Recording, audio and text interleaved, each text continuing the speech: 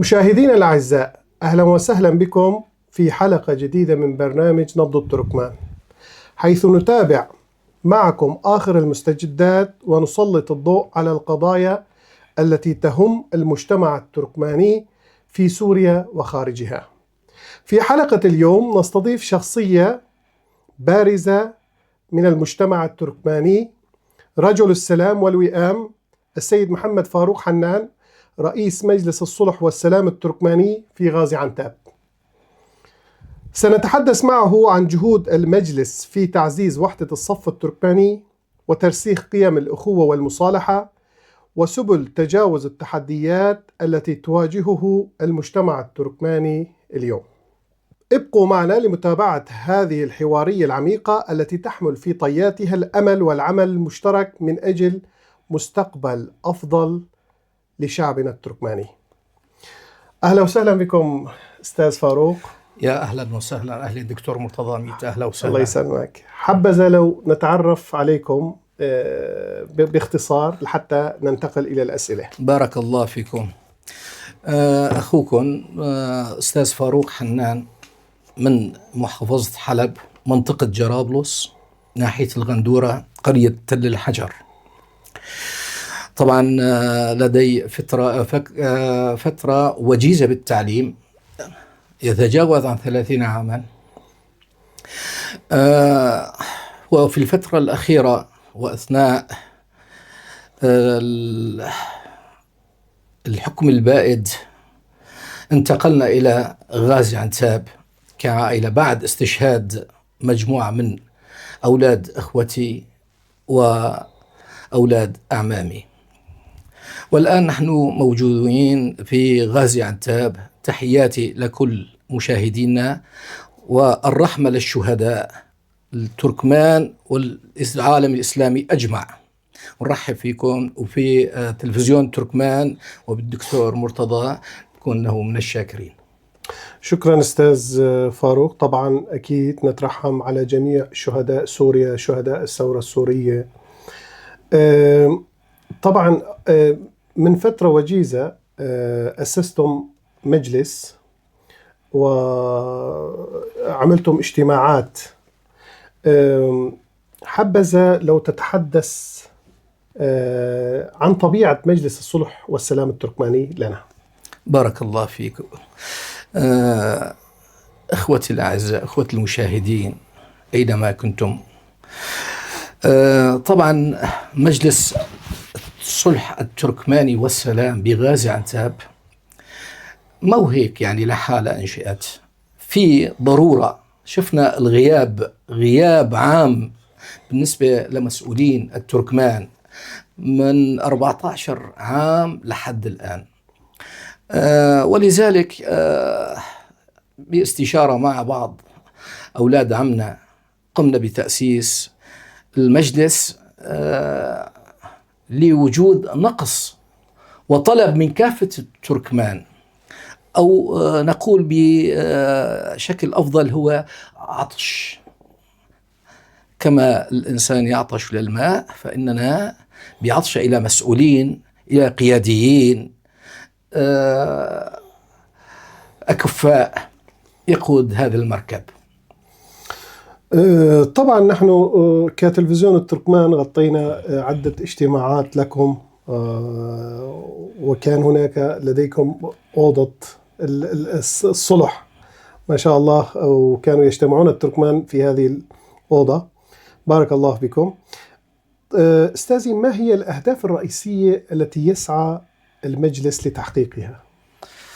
طبعا نحن من أيلول 2025 بدأنا بها العمل الإنساني، طبعا بدون أي طلب من أي جهة، وحاولنا بعدة إصلاحات والحمد لله كانت ناجحة بهمة أخوتنا الشباب. وكان التبرع بالأخ أحمد أبو غازي وبمساعي الشيخ أحمد رشيد أبو رشيد ومجموعة من الشباب، كان كلهم موجودين، والحمد لله نجحنا ببعض القضايا كان يجري الصلح في منزل نعم، كان متبرعا بمنزله. أحمد غازي. طبعا هو انطلاقا من الأوض اللي كان أبهاتنا أو أجدادنا كان يقومون بإصلاح في الأوض. هو أنشأ الغرفة، قال أنا متبرع بغرفتي أي متى ما شئتم. وفي يوم الأحد الماضي قررنا أن نعلن للجميع أنه لدينا مؤسسة أو لدينا مجلس للصلح والسلام بغازي عنتاب باستشارة مع الشباب، وتم دعوة كافة التركمان بغازي عنتاب، والحمد لله كان وجود يعني لا بأس فيه، وطرحنا لهم القضايا. طبعا نحن بخلال هالفترة هذه أيضا قمنا بعدة مشاريع، وهي يعني أستاذ فاروق، أنتم كنتم تعملون في هذا المجال، ولكن نعم. الآن أصبح عملكم منظم أكثر. نعم، والآن نقوم بتنظيم أكثر، ونأخذ قرارات يعني أو أمام الجهات المختصة رخص بمعنى الكلمة، حتى يكون لنا صفة رسمية عند دخول أي مكان أو حكومة دائرية أو مؤسسة، نتكلم بصوت التركمان، مجلس التركماني إن شاء الله. طبعا سؤالك مهم كان، طبيعة المجلس والسلام التركماني. نقول حرصا على إزالة أي لبس، نود توضيح الفرق بين مجلسنا وباقي الأطر طبعا المعروفة، وتحديد موقعه بشكل دقيق. أولا، مجلس الصلح والسلام التركماني هو إطار اجتماعي أهلي مستقل يقوم على إصلاح ذات البين. هدفنا الرئيسي هو الإصلاح ذات البين. طبعا الإصلاح في المجتمع السوري بشكل عام. طبعا لا نميز، ولكن نحن بالأخص التركمان، نحن قائمين بعمل التركمان، ولكن هناك أخوتنا إن كانوا أتراك، إن كانوا عرب، إن كانوا أكراد، فلجأوا لنا بشكاويهم، فنحن نلبي طلباتهم إن شاء الله. بداية قلنا نحن عبارة عن إطار اجتماعي أهلي مستقل يقوم على إصلاح ذات البين، في نفس الوقت هو حل النزاعات بطرق ودية بدون الانتقال إلى العدالة. نحاول في طبعا بدنا ننظم العمل، منظم لدينا العمل، أشخاص يقومون بهذا العمل، وليس الكل عاتق لرئيس المجلس، لا، نحن مجلس استشاري، الكل لديهم عمل ومطلوب منهم عمل، يعني يعملون بشكل تطوعي بدون أي مقابل، وبدون كما تفعلون أنتم بالتلفزيون التركمان، تي في تركمان، بارك الله فيكم. اليوم استضفتونا وأخذنا من وقتكم كمان أيضا، كلها بسبيل قضية التركمان، ونحن كذلك نتعلم منكم على هذه المسيرة، نسير إن شاء الله معا. جزاكم الله خيرا. في البداية قلنا هو إصلاح ذات البين، ونفس حل النزاعات بالطرق الودية، وتعزيز وحدة المجتمع، وتقريب وجهات النظر. هذا أهم نقاط. ليس ننبه النقاط التالية: ليس جهة سياسية، لا يسعى للسلطة أبدا، لا يقدم خدمات ربحية ولا إغاثية ولا أبدا. إذن عنا الأساس ليس جهة سياسية، ولا يسعى للسلطة أبدا، لا يقدم خدمات ربحية. إذا أتينا إلى دور الأساسي هو جمع الناس، حل الخلافات، وتقوية النسيج الاجتماعي. هذا عنا المبدأ الأساسي. نعم. صراحة أستاذ فاروق، يعني الشعب المجتمع التركماني يحتاج صراحة لهكذا المجالس، لأن أكيد تتابع الأحداث والمناقشات والتفتت والتشتت الموجود حاليا في المجتمع التركماني مع الأسف. فإن شاء الله لكم دور كبير في إصلاح هذه المشاكل. نتمنى من الله ذلك إن شاء الله.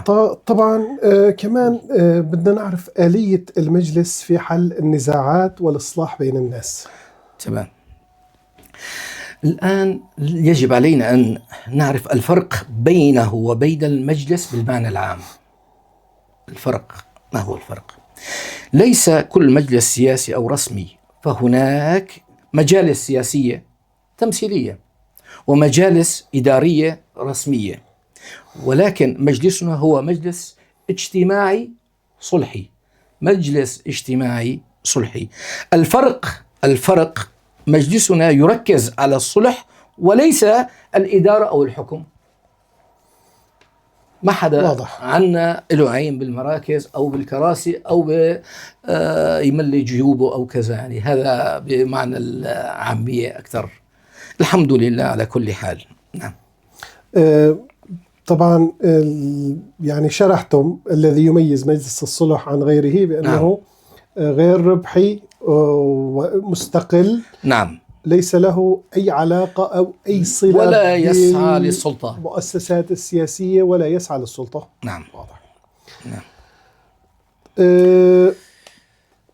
كمان يعني نسينا أنه شو الفرق بين المجلس، بما أنه ستؤسسون جمعية. نعم. جمعية. نعم. سيكون نعم. تحت الاسم جمعية. نعم. ما هو الفرق بين الجمعيات الإغاثية وجمعية مجلس الصلح؟ تمام. إذن الفرق بينه وبين الجمعية التعاونية، هلا في عندنا جمعيات أكثر من جمعية بغازي عنتاب باسطنبول، وجمعيات اتحاد الجمعيات. اليوم بنقول أنه الجمعية إيش بتساوي؟ بتقدم خدمات ومشاريع، مساعدات، دعم، أعمال اقتصادية. أما المجلس الصلح لا يعمل كمؤسسة خدمية، لا يدير مشاريع اقتصادية، ما عنده أي مشاريع اقتصادية. هذا الفرق هو بيننا. بينما الفرق الجمعية تخدم ماديا والمجلس يصلح اجتماعيا. نقطة انتهى. نعم. طبعا كما وضحتم يعني هناك من الممكن أن يقدم خدمات قانونية استشارية مجتمعية، ولكن نعم. لا يوجد أي غير خدمات مالية أبدا، مادية لا أبدا، أي مصالح مادية لا يوجد. وإذا قلنا كمان سألتني على اتحاد الجمعيات، في هلأ اتحاد الجمعيات ينسق بين عدة جمعيات، مهمته أنه تنسيق بين عدة أو يضم جمعيات، بينسق معهم يعني. والمجلس الصلح لا يجمع مؤسسات، هذا الفرق، بل يجمع أفراد المجتمع ووجهاء. هل من الممكن أن يكون جمعية مجلس الصلح عضوا في اتحاد الجمعيات؟ لا، ممكن أن ينسق تنسيق فقط. الفرق هو الاتحاد التنظيمي بين المؤسسات، والمجلس الاجتماعي هو بين الناس. واضح. طبعا في الاجتماع الأخير رأينا عدة أشخاص من وجهاء خاصة تركمان حلب، ولكن حسب معرفتي هناك أشخاص من خارج حلب أيضا من بين أعضاء المجلس الصلح. من هم الأشخاص الذين يشكلون المجلس الصلح التركماني؟ هل هم فقط من منطقة معينة؟ هل هم فقط الأشخاص الموجودين في غازي عنتاب أم من عدة مناطق بسوريا؟ نعم. بالنسبة للمجلس الصلح والسلام، هو عبارة عن فكرة بغازي عنتاب أنشأت، فكرة بالمهجر، يعني أول جمعية أول مجلس كان فكرة بين أولاد العم والأقارب. رأينا الأفضل من الانتقال إلى القضاء إنحل الأمور سلمية. طبعا بالاجتماع البارحة كان في من كل وجهاء، واليوم صار العدد أكثر، تقريبا 100 100 من الأعضاء موجودين. وحددنا تاريخ 9/4 إن شاء الله مساء، ونتمنى وجودكم كمان. بشكل أوسع بدنا نقوم إن شاء الله بتنظيم آلية التنظيم. هناك من أهل القانون، من أهل الشريعة، من وجهاء، من كما يقولون بياض سكالر، الدقون البيضاء موجودين، ذوات خبرة، ذو خبرة يعني بده يكون عندهم خبرة بالمجال الصلح. كل مين على حدة بده في تنظيم، عنا تنظيم قايمين عليه إن شاء الله. وبعد ذلك إن شاء الله بدنا نسوي بشكل رسمي إن شاء الله.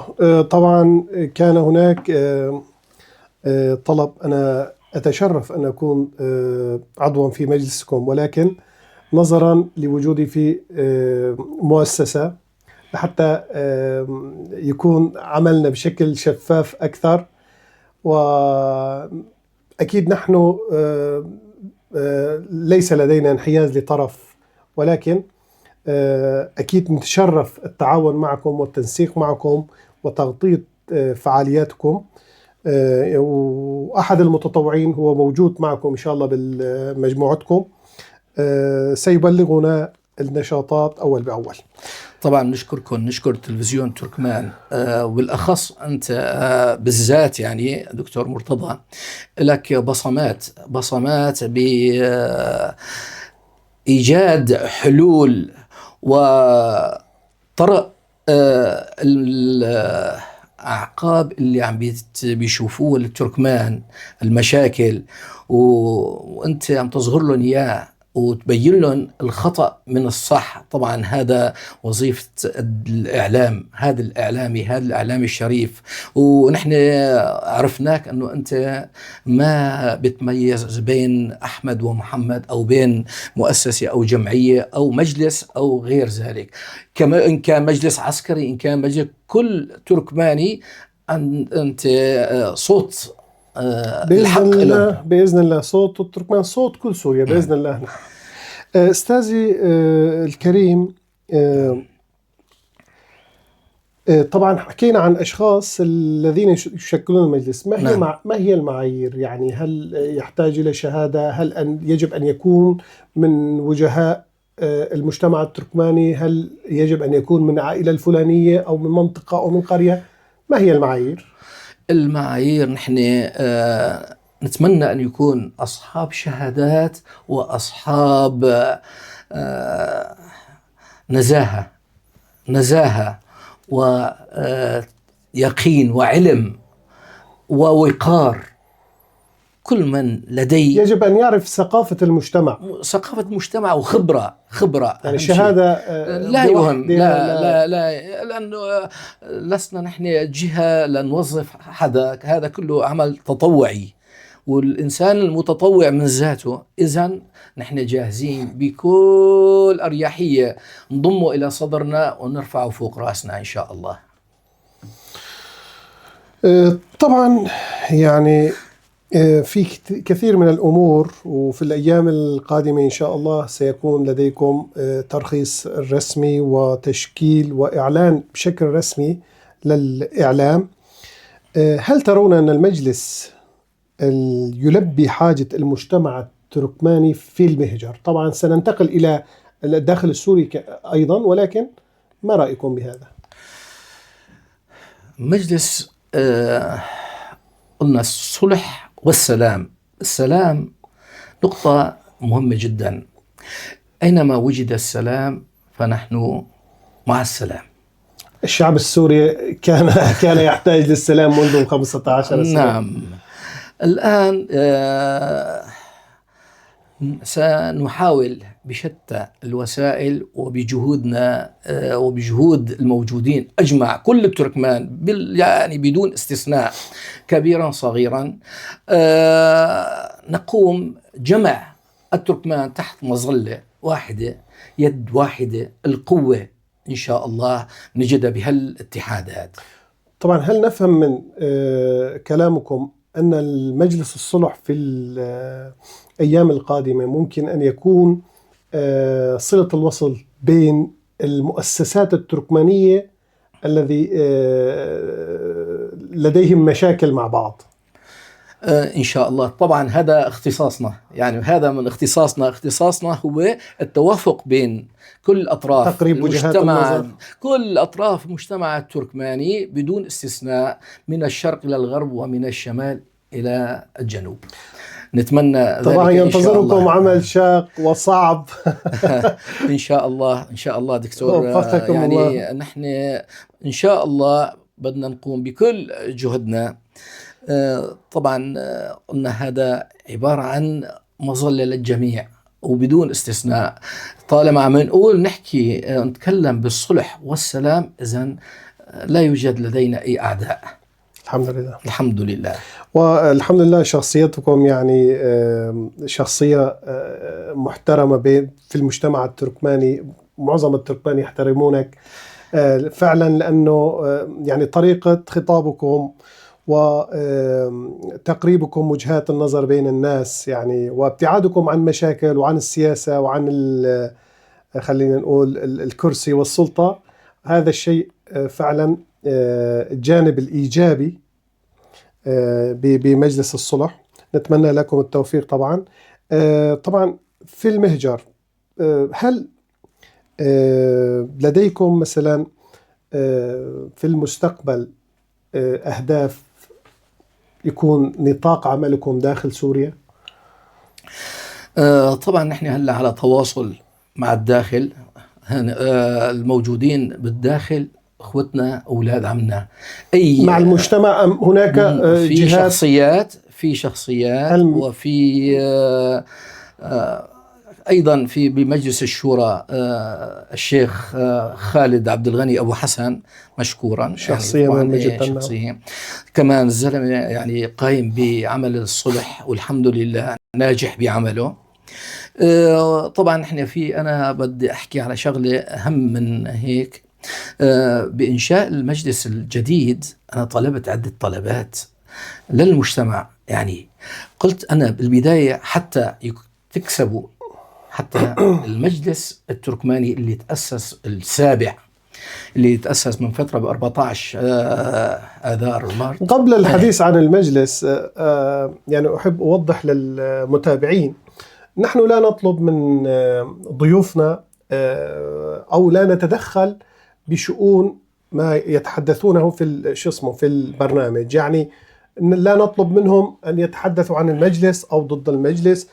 هنا منبر حر إن شاء الله، نقيس نبض التركمان، منبر حر. وأكيد يعني أي ضيف لما بيجي لعنا ممكن أحيانا نطلع برات الحوار شوي، لأنه يعني له علاقة بشكل مباشر مع المجتمع التركماني. تفضل. نعم. تكلمنا أنه منذ 14 سنة المجلس قائم. الدورة السابعة اللي تأسس في الوقت الحالي، طبعا في هلأ بيان كمان سنعلنه إن شاء الله. أنا طلبت يعني طلب كل المجتمع التركماني بالأخص يعني، ولذلك نبض نكون عم نقيس نبض الشارع. كان طلبي الأول هو عبارة عن تمييز التركمان عن باقي السوريين. بصراحة يعني أنه كونه أنت مجلس تركماني، طالما مجلس تركماني أقل شيء الموجودين بتركيا يتجاوز شيء 3.5 الآن 2000 مليون. يعني إذا قلنا بطريقة تانية، يعني الشعب التركماني نعم في المهجر نعم يحس بوجودكم. بالضبط دكتور. حتى نعم بده يكون هنيك في يعني نقاط لازم المجلس كمان يكون فيها، يعني من الضروري جدا. يعني هذا وجعنا، يعني وجع الكل.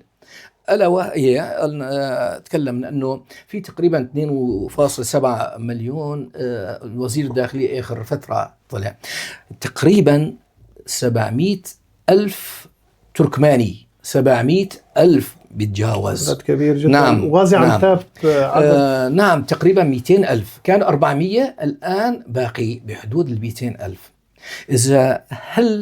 وفي عنا 60 ألف طالب جامعي 20% منهم تركمان، يعني 15 ألف طالب هذا تركماني موجود بالجامعات. ما شاء الله. في عندنا تقريبا 800 ألف طالب بالابتدائي للثانوي بتركيا، خاصة فقط بتركيا 20% تقريبا 200 ألف طالب. يعني هلا إذا أجينا هدول الطلاب وأهاليهم الموجودين، يعني هلا إذا قسنا شيء 700 ألف 800 ألف تركماني، طبعا المجلس له مكتب بغازي عنتاب، كلياتنا بنعرف هالشيء هذا.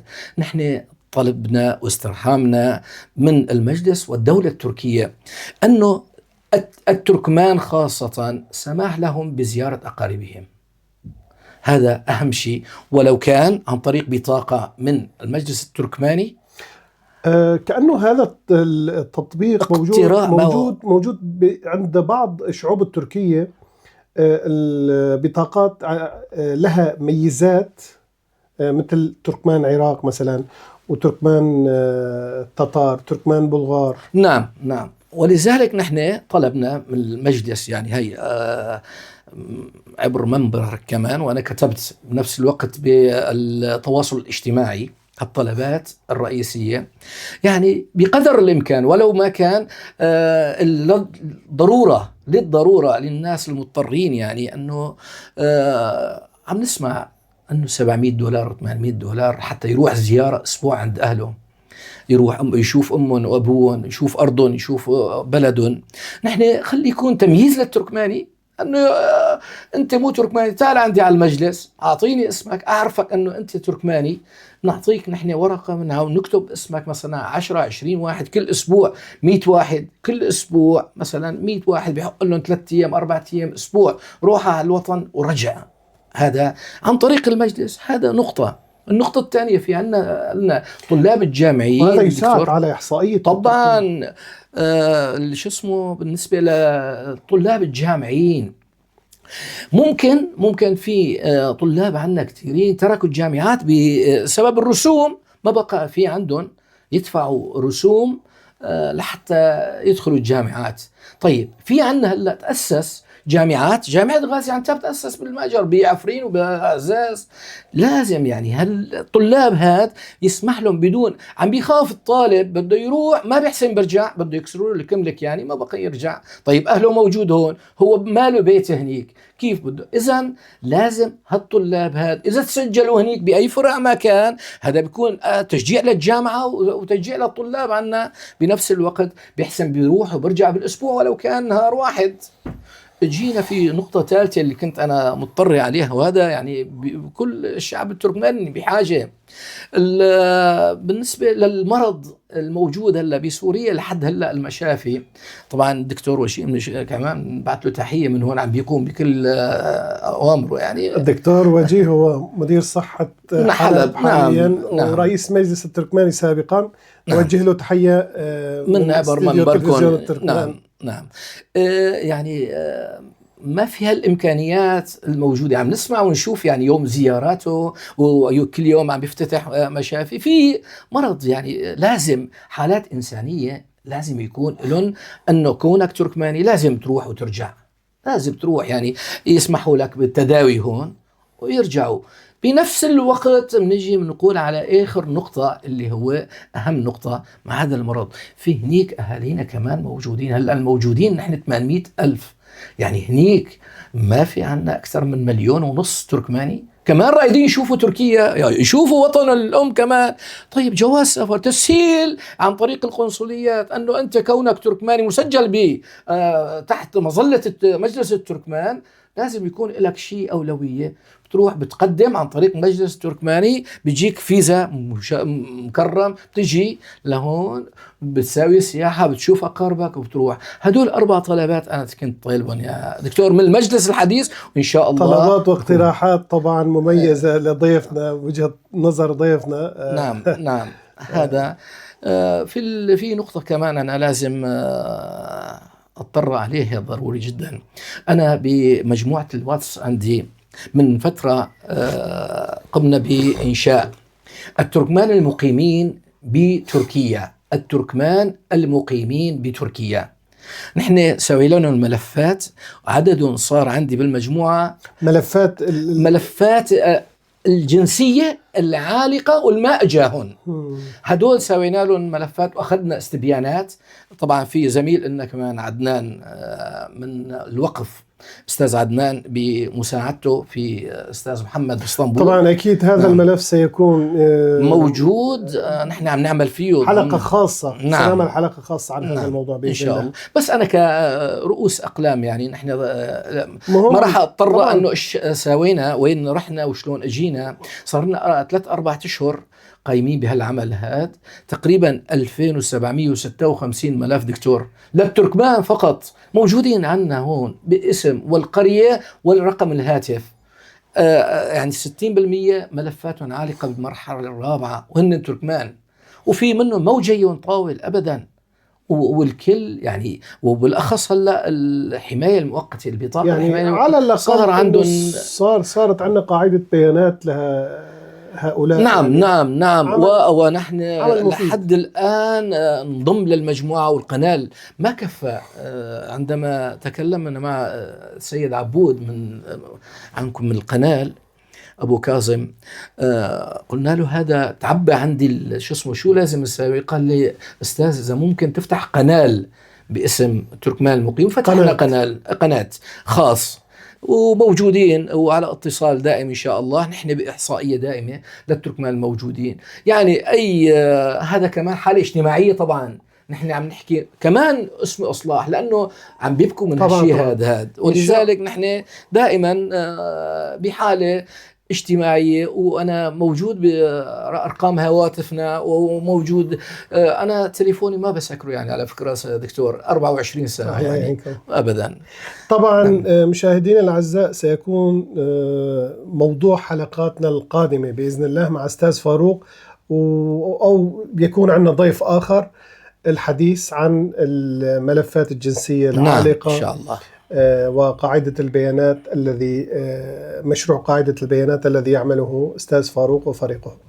أستاذي، كان لديكم بيان إعلامي نعم. باسم مؤسستكم؟ نعم تماما. نعم. أهلا وسهلا، تفضل. بسم الله الرحمن الرحيم. بعد أن نهنئ العالم الإسلامي بحلول عيد الفطر السعيد، كما نبارك لشعبنا السوري عموما ولأبناء شعبنا التركماني خصوصا عيد النصر والتحرير، وكذلك عيد نيروز الذي يجسد معاني الحرية والاستقلال، كلهم كانوا بشهر آذار الحمد لله. نعم، فإننا نعبر عن خالص تهانينا لشعبنا التركماني بمناسبة ترميم مجلسنا الجامع لكل تركمان سوريا على أرض الوطن. طبعا الموقع هو تشوفان باي أو الراعي كان.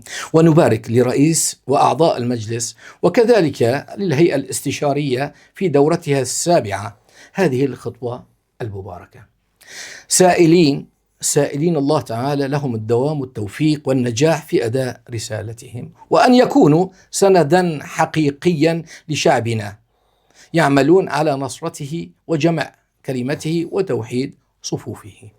طبعا وانطلاقا من مبدأ الشفافية وحرصا على توضيح الصورة أمام أبناء شعبنا، نود أن نبين ما هي مجلس الصلح والسلام التركماني في غازي عنتاب وأهدافه والدوافع التي أدت إلى تأسيسه. نؤكد أن هذا المجلس هو مبادرة نابعة من أبناء المجتمع أنفسهم، هدفها خدمة أهلنا وتعزيز وحدتهم وترسيخ قيم الصلح والسلام بينهم. والسلام عليكم ورحمة الله وبركاته. طبعا شكرا. وهذا البيان أستاذ فاروق يعكس بوضوح أن التلفزيون التركماني يلتزم بالحياد التام. نعم. ولا يتدخل في آراء ضيوفه، سواء كانت انتقادا أو تأييدا أو مباركة أو أي بيان، انطلاقا من احترامه لحرية التعبير وتعدد وجهات النظر. طبعا هناك بعض ناس يحاولون اصطياد في المياه العكرة. نؤكد أن المهنية والحياد هما أساس عملنا، وأننا لا ننجر خلف التأويلات ومحاولات التشويش. نحن نلتزم بنقل الآراء كما هي بكل شفافية واحترام. في ختام هذه الحلقة من نبض التركمان نتوجه بالتحية إلى أستاذ محمد فاروق حنان رئيس مجلس الصلح والسلام التركماني في غازي عنتاب على هذه الإضاءات القيمة وما قدمه من رؤى مهمة. كما نشكركم مشاهدينا ومتابعينا الأعزاء على حسن المتابعة، على أمل أن نلقاكم في حلقات قادمة مع قضايا جديدة وشخصيات مؤثرة. والسلام عليكم ورحمة الله وبركاته. السلام عليكم ورحمة صوت الله التركمان وبركاته. إلى هنا اللقاء في بنفسه حلقات بكلمته بهويته.